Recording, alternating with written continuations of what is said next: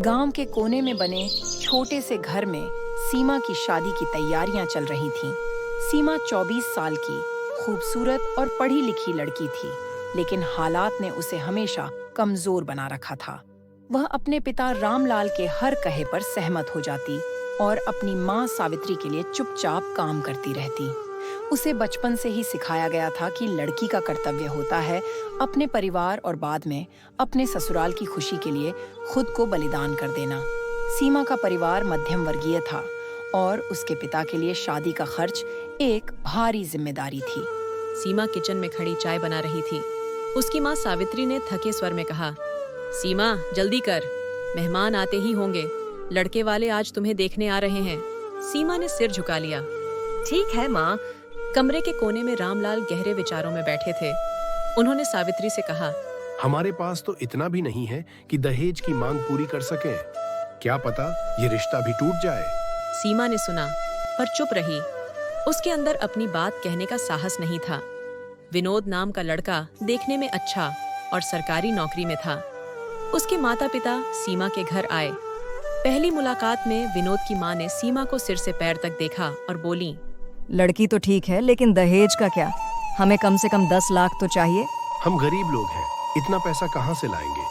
यह सुनकर विनोद के पिता ने कहा, अगर दहेज नहीं दे सकते तो हम रिश्ता नहीं कर सकते। हमारे घर में यह परंपरा है। चलो माँ यहाँ से। मैं इतने फटीचर लोगों से रिश्ता नहीं जोड़ सकता। इतने गरीब है तो बेटी की शादी ही क्यों कर रही है पता नहीं। हाँ बेटा चलो, हम कहीं और अपने लेवल के लोगों से रिश्ता जोड़ेंगे ना कि इस फटीचरों से। सीमा अपने माँ बाप की बेइज्जती होते हुए देखती रही पर कुछ बोल न पाई। देखा, हो गया अब तेरे मन का। तू यही चाहती थी ना। और कितने दिनों तक मेरे पीछे बोझ बन के पड़ी रहेगी? बेटी न हो जी का जंजाल हो। अजी, कैसी बातें कर रहे हो आप? ये लोग तो लालची थे। अच्छा ही हुआ कि रिश्ता नहीं हुआ हमारी बेटी का। न जाने कैसे व्यवहार करते अपने सीमा के साथ। सीमा का बाप गुस्से में वहाँ से चला गया।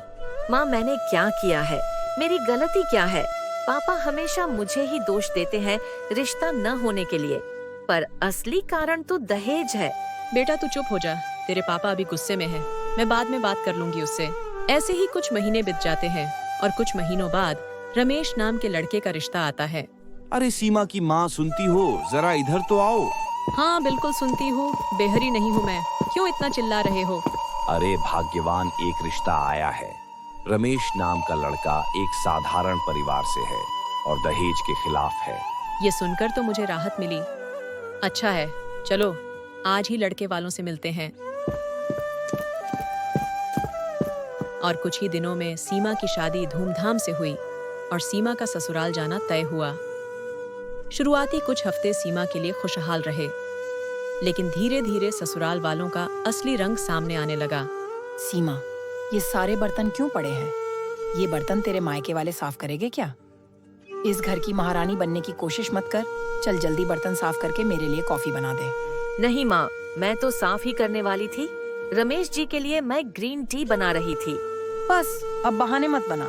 सीमा ने चुपचाप काम करने चालू कर दिए। अब तो रोज का हो गया था। सीमा की सास हर बात के लिए सीमा को सुनाती थी। हाजी सुनो ना, माँ जी मुझे हर बात के लिए सुनाती रहती है और मेरे मम्मी पापा के लिए भला बुरा बोलती है। देखो सीमा, मुझे भड़काने की कोशिश मत करो। तुम्हारी जिम्मेदारी है हर हाल में मेरी माँ का ख्याल रखना और उन्हें खुश रखना।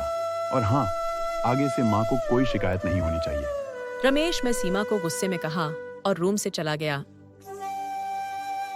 बाप रे, इतना ऑयल खाने में। बहु तेल क्या तेरे मायके से आ रहा है जो तू खाने में डालती जा रही है? पहले ही तेरे गरीब माँ बाप ने दहेज नहीं दिया, ऊपर से तू तो हमें बर्बाद करने पर तुली है। नहीं माँ जी, वो गलती से हो गया होगा। मैं जानबूझकर नहीं किया। सीमा का पति गुस्से में सीमा को थप्पड़ मारता है। तुम्हें कितनी बार बताना पड़ेगा? माँ से जबान लड़ाती हो। अरे बेटा रहने दे, इसके कारण तू अपना मूड खराब मत कर। जा तू काम पर जा, मैं संभाल लूंगी इसे। सीमा रूम में जाकर रोने लगती है और इधर रमेश और उसकी माँ बात कर रहे होते हैं। माँ, अब कितने दिन ऐसे सहना पड़ेगा? आपने तो कहा था कि इसे परेशान करेंगे तो ये मायके से दहेज लाएगी, पर इसको तो कोई फर्क ही नहीं पड़ता है। बेटा थोड़ा सब्र रख। मैंने कहा था ना, वो दिन दूर नहीं जब ये अपने मायके वालों से पैसे मांगेगी। तू चिंता मत कर। दोनों माँ बेटे हंसने लगते हैं।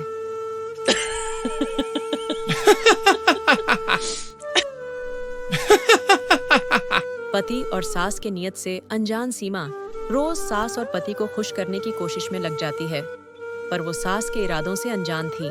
कुछ महीने बाद एक दिन सीमा सब्जियां लेने बाजार जाती है। तभी उसे गांव की सहेली पायल दिखती है। अरे पायल, तू यहाँ कैसी है तू? मेरी शादी में क्यों नहीं आई थी तू? यार सीमा, मैं तो ठीक हूँ और अब मैं इसी शहर में आई हूँ शादी करके। चल न मेरे घर में यही पास में रहती हूँ। पर यार मेरी सास।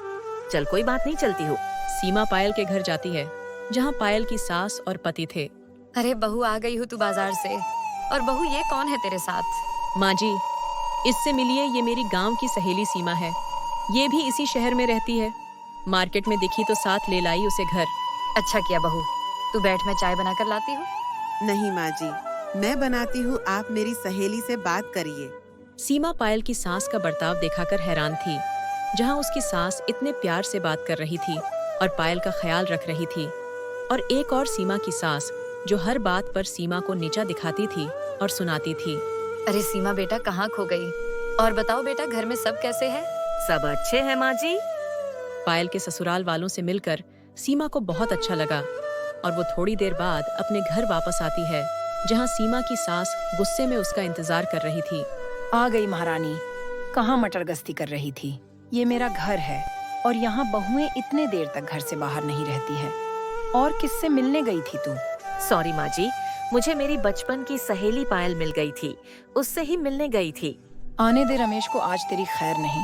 बिना मेरे परमिशन के तू बाहर गई ही कैसे? सीमा डर जाती है। उसे पता था आज फिर से रमेश उस पर हाथ उठाएगा। मैं तुझे गलती करने लायक छोड़ूंगी तब न तू गलती करेगी। ऐसा कहकर सीमा की सास उसे थप्पड़ मारती है। दफा हो जा मेरे नजर से, मनहूस कही कि जब से आई है तब से घर में अशांति ही आई है।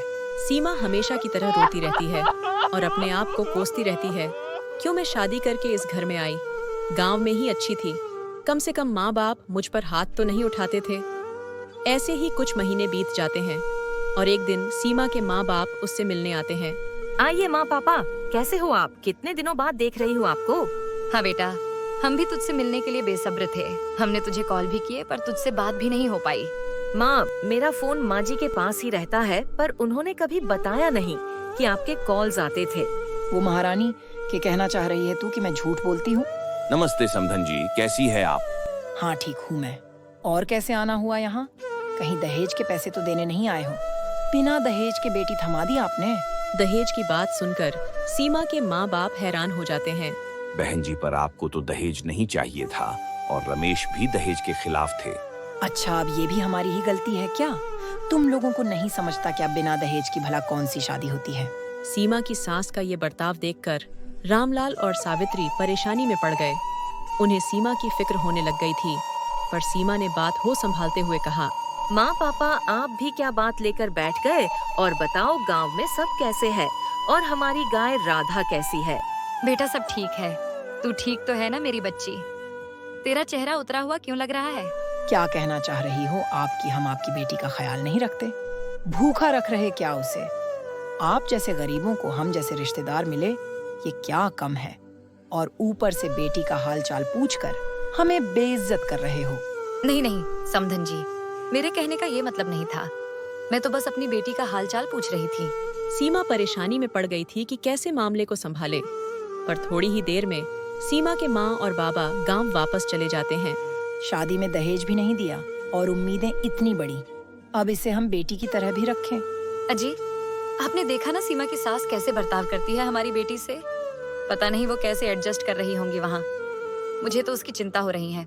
हाँ सावित्री, मुझे याद है जब वो सीमा को देखने आए थे तब कितने अच्छे से बर्ताव कर रहे थे और दहेज को भी मना कर रहे थे, और अब हमारी बेटी को परेशान कर रहे हैं दहेज के लिए। कुछ महीने पहले समधन जी, हमें आपकी बेटी बहुत पसंद है और हाँ, हम दहेज में विश्वास नहीं रखते। हमारे लिए सबसे जरूरी है कि लड़की अच्छे संस्कारों वाली हो। बिल्कुल, हम तो बस सीमा को अपने घर की लक्ष्मी बनाकर लाना चाहते हैं और कुछ नहीं चाहिए। आपका ऐसा सोचना हमारे लिए बहुत बड़ी बात है। हम वादा करते हैं कि सीमा आपकी हर उम्मीद पर खरी उतरेगी। भाई साहब, हम दहेज नहीं चाहिए, हमें बस 2 जोड़ी कपड़ों में लड़की दे दीजिए। हमारे घर किसी चीज की कमी नहीं है। सुनिए जी, मैं अब सीमा को एक दिन के लिए भी उस घर में नहीं रख सकती। वो हमारे सामने की हमारी सीमा को इतना सुना रही थी, हमारे पीठ पीछे क्या करती होंगी। तुम सही कह रही हो सावित्री। उस दहेज के लोभी के घर बेटी ब्याह कर गलती कर दी है। हम जल्दी ही उसे लेकर आएंगे। वो महारानी जी, जब शादी में हमने दहेज नहीं मांगा तो अब तुम्हारे फटीचर माँ बाप आए थे तो कम से कम घर में फ्रिज, वॉशिंग मशीन और गहने तो लेते आते। हाँ, और अगर ये सब नहीं ला सकती तो यहाँ रहने का कोई जरूरत नहीं है। निकल जाओ मेरे घर से। लेकिन आपने तो कहा था कि आप दहेज नहीं लेंगे, अब ये सब क्यों? वो तो शादी से पहले की बात थी, अब हमें अपनी इज्जत भी तो देखनी है। बिना दहेज के कौन सा घर चलता है। आप लोगों ने शादी से पहले जो कहा वो झूठ था। मुझे नहीं पता था कि आप इस तरह बदल जाएंगे। तो क्या हुआ? अब ससुराल में रहना है तो हमारी बात माननी होगी। और अगर माँ बाप कुछ नहीं कर सकते तो बेहतर होगा कि तुम चुपचाप यहाँ काम करती रहो, नौकरानी की तरह। सीमा की आंखों में आंसू हैं, लेकिन वह अब और चुप रहने के लिए तैयार नहीं है। वह खुद को संभालती है। सीमा रात को अपने कमरे में बैठकर अपने माता पिता को फोन करती है। वह अपनी परेशानी बताती है। माँ, मुझे माफ करना। मैं अब तक चुप रही, लेकिन अब मैं ये सहन नहीं कर सकती। आप मेरी टेंशन मत करिए। अब आपकी बेटी अपने लिए स्टैंड लेगी। बेटा, तू घबराना मत। तुझे जब भी हमारी जरूरत हो हमें बुला लेना बेटा। सीमा घर पर रमेश से बात करती है। आपने शादी से पहले झूठ बोला और अब मुझको टॉर्चर्ड कर रहे हैं। दहेज मांगना कानूनन अपराध है और इसकी सजा आपको जरूर मिलेगी।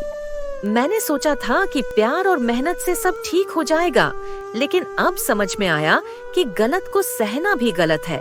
मैं अब और नहीं सहूंगी आप लोगों की मनमानी। क्या करोगी तुम?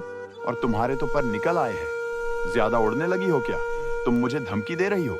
धमकी नहीं है, ऐसे मेरी चेतावनी समझो। अगर तुम्हारी माँ और तुमने मुझे दहेज के लिए और प्रताड़ित किया तो मैं पुलिस में कंप्लेंट करूंगी तुम दोनों की। पता है ना पुलिस कैसे सबक सिखाएगी। ध्यान रखना मेरी बात। सीमा की पुलिस वाली बात सुनकर रमेश के होश उड़ जाते हैं और अपनी माँ के पास जाता है। माँ, मुझे लगता है अब दहेज का लालच छोड़ देना चाहिए। मैं अच्छा कमाता हूँ, अगर जान ही नहीं बची तो दहेज का क्या करेंगे? सीमा का बदला हुआ रूप देखकर तो मेरी तो उससे दोबारा बात करने की हिम्मत नहीं हो रही है। अरे बेटा, क्या कह रहा तू? उस पिद्दी सी सीमा से डर गया क्या? चल, मैं बात करती हूँ। सीमा की सास गुस्से में सीमा के पास जाती है, लेकिन इस बार सीमा का रौद्र रूप देखकर वह थोड़ी डर जाती है और बोलती है। क्या बात है सीमा? तूने रमेश को क्या क्या बोल दिया? ये सब नौटंकी करना बंद कर। हम तेरे जैसे और बहुएं भी ला सकते हैं। रमेश की दूसरी शादी कर दूंगी मैं। माँ जी, बहू घर की इज्जत होती है, सामान नहीं। अगर रमेश की कितनी भी शादियां कराइए, अगर आप अब की सोच इतनी ही छोटी रहेगी तो रमेश और आप कभी खुश नहीं रह पाओगे। इस रिश्ते को सिर्फ आप दहेज के तौर पर देखते हैं तो मैं यहाँ नहीं रह सकती। और मैं चाहूँ तो आपको कानून के हवाले भी कर सकती हूँ, पर मैं आप दोनों को सुधारने का एक मौका देना चाहती हूँ। सीमा की बात सुनकर सास घबरा जाती है, क्योंकि उसे पुलिस का डर था। वो मन में सोचती है कि कैसे हुए जेल में काम करना पड़ेगा। सीमा, मुझे माफ कर दे बहू। मैंने लालच और समाज के दबाव में आकर तुम्हारे साथ गलत किया। तुमने मुझे और रमेश को आज एक आईना दिखाया है। मैं वादा करती हूँ कि अब से तुम्हें वह इज्जत और प्यार मिलेगा जिसकी तुम हकदार हो। हाँ सीमा, मुझे भी माफ कर दो। मैं तुम्हारे साथ अच्छे से रहूंगा, पर तुम पुलिस में मत जाना। अगर आप और माँ सच में बदलना चाहते हैं तो माँ आप दोनों को एक चांस देती हो, पर यह व्यवहार में दिखना चाहिए कि बदल गए हो। सीमा, मैं मानती हूँ कि हमने तुम्हारे साथ गलत किया। मैं भी बदलने की कोशिश करूंगी। मुझे माफ कर दो। सीमा की सूझबूझ और हिम्मत से आज सीमा अपने पति और सास की सोच बदल पाई और आज पूरा परिवार खुश है। पर दहेज जैसी प्रथा पूरे देश को खोखला कर रही है। ये कहानी इस सीख के साथ खत्म होती है कि किसी भी अन्याय को सहना अन्याय को बढ़ावा देना है। अपने आत्मसम्मान और अधिकारों के लिए खड़ा होना जरूरी है। दहेज जैसी सामाजिक कुप्रथा को खत्म करने के लिए हमें अपनी सोच और रवैये में बदलाव लाना होगा। प्यार और सम्मान से हर रिश्ता मजबूत बनता है, दहेज से नहीं।